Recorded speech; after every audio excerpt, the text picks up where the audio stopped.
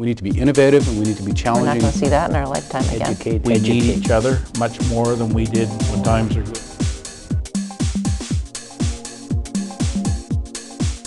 Wes, I'm going to ask you a difficult question because I want to ask you to put yourself in the role of a small carrier.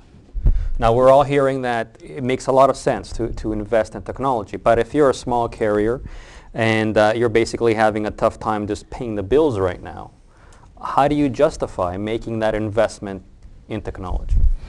Well, firstly, I think all of us, our goal is to automate processes, okay? A few years ago, it was very difficult to find good packages on the market that worked, and I think they were almost out of reach for small carriers. I know in our case, and not many years ago, it seemed we had to go to the U.S. and everything we wanted to do was $500,000 and 3,000 miles away. That has changed greatly in the last few years. I think the major problem right now is choosing the right one, because if you're going to put technology in a transportation firm and also with your customers, it's got to be relatively simple. If you put a very complicated system in there, your own people cannot understand it, and you really don't get out of it what you want anyway. If your people don't understand it, then you don't get out of the system. And we've certainly made some mistakes over the years, thinking that this is going to be the one we've always looked for, and we found out that after we got involved, and it may have been a maintenance one, for example. It wasn't just necessarily to do with the transportation of the goods.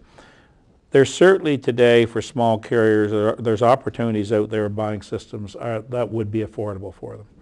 I think that yeah, they're having it tough, yes they are, but they're better off not to buy a new truck. They're better off to put their money in technology.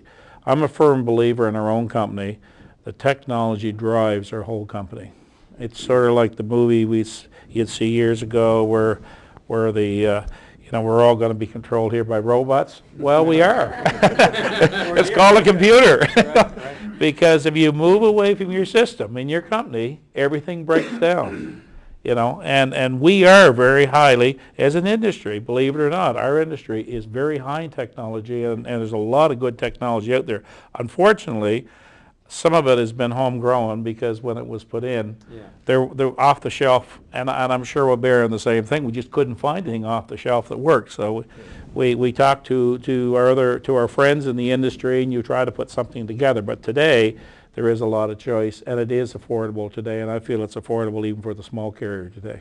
So that's an interesting point that you mentioned, that we need to be thinking about technology first before we start thinking about adding on more trucks. In today's world, the information you give the customer has almost become more important than actually delivering it. Am I right, Jenny? Oh, yes. If you can't supply that information and where their shipments are, you're not in the game. And you can have an excellent delivery record, but if you can't supply that information, companies like Jenny and if you can't give you that information, you're not going to be able to do business with these companies. So the small carrier has to realize that if he's going to be around, he has to invest in technology. It's over, the game's over. He's got to put that as his priority. If he does not, he may be able to rent a truck rather than buy one, but he has to have technology in his system.